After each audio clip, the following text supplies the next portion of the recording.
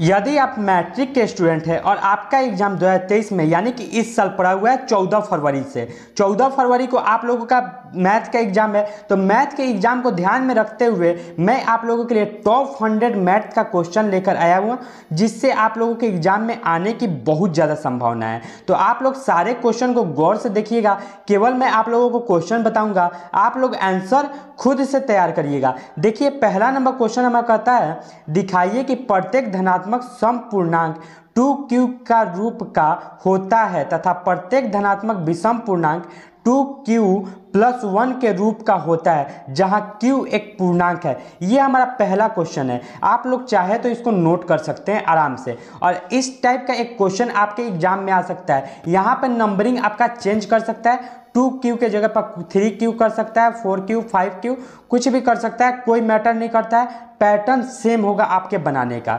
दूसरा number question देखते हैं, निम्नलिखित संख्याओं का HCF यूक्लिड विभाजन विधि से ज्ञात करें।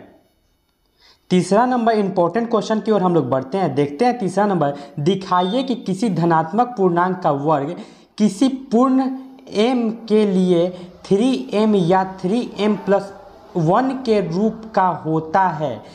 इसमें भी आप लोगों को चेंजिंग एग्जाम में दे सकता है, 3 के जगह पर 2 लिख सकता है, यहाँ पर 3 के जगह पर 2 लिख सकता है, या तो फिर आपको 5 कर सकता है। नंबर चेंज करने से क्वेश्चन में कोई चेंजिंग नहीं होता है, आपको भी पता होगा। चौथा नंबर क्वेश्चन देखते हैं, HCF 306 और 657 = 9, यानी कि जब HCF निकालते हैं इतना हो तो LCM इतना का, यही नंबर का LCM क्या होगा आप लोग को पता होगा formula, LCM × HCF = first number into second number. बस इस पे रख लेंगे। LCM हमारा नहीं पता है, HCF के जगह पर 9 रख देंगे आराम से यहाँ पे, और फर्स्ट नंबर इतना हो गया 306 और सेकेंड नंबर इतना हो गया 651 है या 57, जो भी मैटर नहीं करता है, बस निकालेंगे तो LCM निकल जाएगा बिना LCM HCF सॉल्व किए। आगे आते हैं पांचवा नंबर क्वेश्चन की ओर, अभाज्य गुणनखंड विधि द्वारा निम्नलिखित पूर्णांकों का HCF और LCM ज्ञात करें।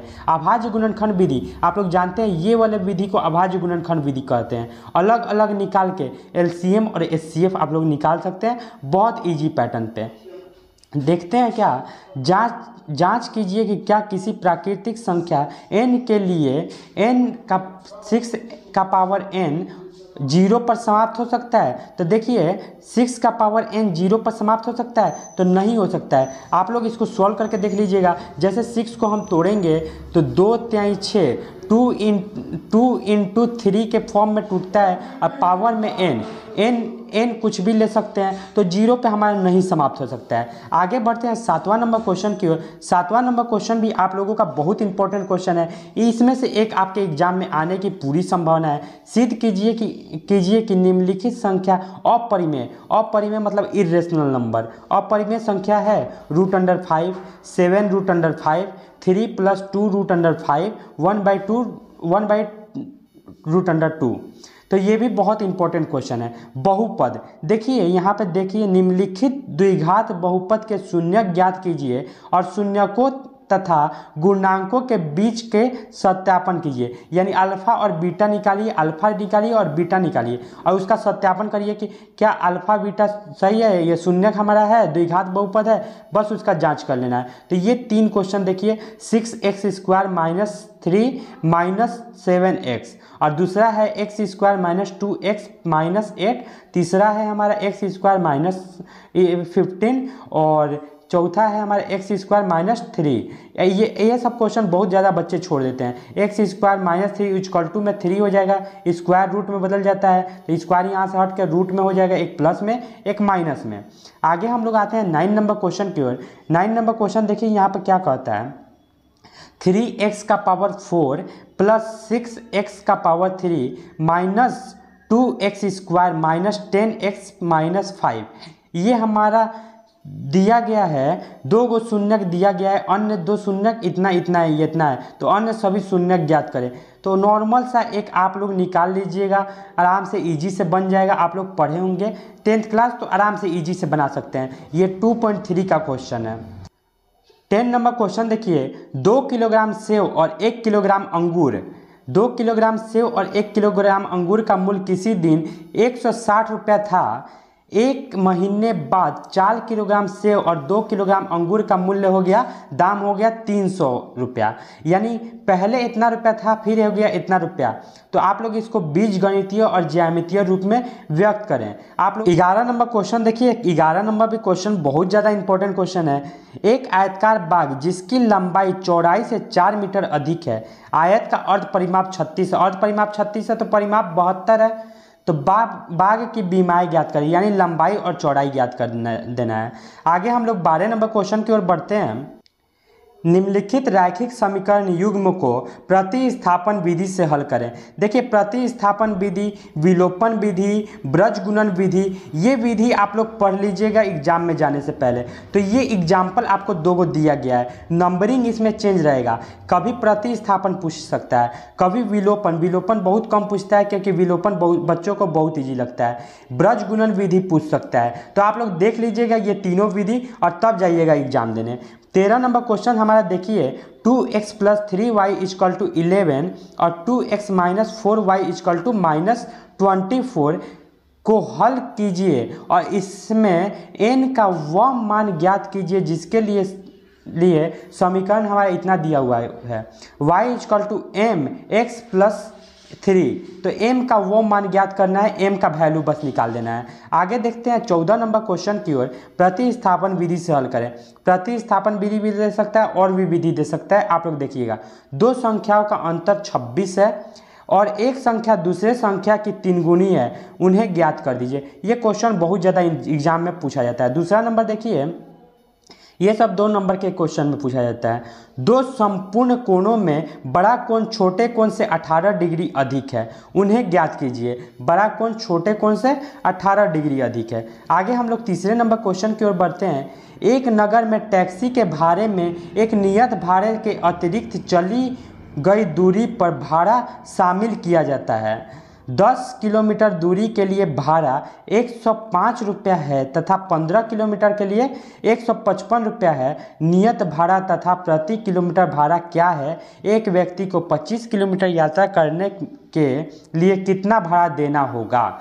यह भी इंपॉर्टेंट क्वेश्चन है। 4 नंबर क्वेश्चन देखिए, यदि किसी भिन्न के अंश और हर दोनों में 2 जोड़ दिया जाए, यदि किसी भिन्न यानी p/q कोई भी भिन्न एक हो गया जिसके अंश और हर दोनों में 2 जोड़ दिया जाता है तो हमारा भिन्न 9/11 हो जाता है।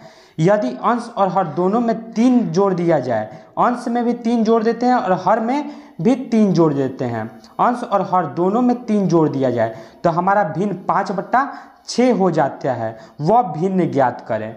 आगे हम लोग बढ़ते हैं 5वें नंबर क्वेश्चन की ओर। 5 वर्ष बाद जैबर की आयु उसके पुत्र की आयु से 3 गुनी थी। 5 वर्ष बाद जैबर की आयु उसके पुत्र की आयु से 3 गुनी हो जाएगी। 5 वर्ष पूर्व जैबर की आयु अपने पुत्र की आयु की 7 गुनी थी, तो वर्तमान आयु ज्ञात करें। आपके सर पढ़ाए होंगे, बुक का क्वेश्चन है, बुक में हूबहू क्वेश्चन सेम टू सेम है। 4 नंबर क्वेश्चन देखिए, 5 वर्ष पूर्व नूरी की आयु सोनू की आयु की 3 गुनी थी। यहाँ पे क्वेश्चन है 3 गुनी थी। 10 वर्ष पश्चात नूरी की आयु सोनू की आयु की 2 गुनी हो जाएगी। नूरी और सोनू की आयु ज्ञात करें। ये क्वेश्चन भी बहुत ज़्यादा इंपॉर्टेंट है, आपके एग्जाम में आने की बहुत ज़्यादा संभावना है। आगे देखते हैं 7 नंबर क्वेश्चन। 2 अंक संख्या कह दे या अंक कह दे, कोई फर्क नहीं पड़ता है। 2 अंकों की संख्या के अंकों का योग 9 है, यानी एक तरफ x और एक तरफ y है। अंकों का योग 9 है। इस संख्या का 9 गुना संख्या के अंकों को पलटने से बड़ी संख्या का 2 गुना है, तो वह संख्या ज्ञात करें। इस टाइप का क्वेश्चन आपको एग्जाम में आएगा। आगे भी एक और मैं वीडियो डालूंगा, एक और इम्पॉर्टेंट क्वेश्चन तैयार किया हुआ हूं, उसमें आप लोगों को मिल जाएगा। तो आप लोग पूरा वीडियो जरूर देखिएगा और आगे आप लोगों के एग्जाम के लिए बहुत इंपॉर्टेंट हर सब्जेक्ट का वीडियो आने वाला है, आप लोग जरूर देखिएगा। देखिए, एक भिन्न 1/3 हो जाती है जब उसके अंश में 1 घटाया जाता है, और वह भिन्न 1/4 हो जाती है जब उसके हर में 8 जोड़ दिया जाता है। वह भिन्न क्या होगा? बहुत इंपॉर्टेंट क्वेश्चन ये भी है। आगे देखते हैं ये क्वेश्चन। एक राजमार्ग मतलब समझते हैं NH, नेशनल हाईवे, राजमार्ग पर दो स्थान ए और बी 100 किलोमीटर दूरी पर है। एक कार ए से तथा दूसरी कार बी से एक ही समय चलना प्रारंभ करती है। यदि ये दोनों कारें भिन्न भिन्न चालों से एक ही दिशा में चलती है तो क्या करना है, इसकी चाल ज्ञात कर देना है, ये कितना स्पीड चलता है।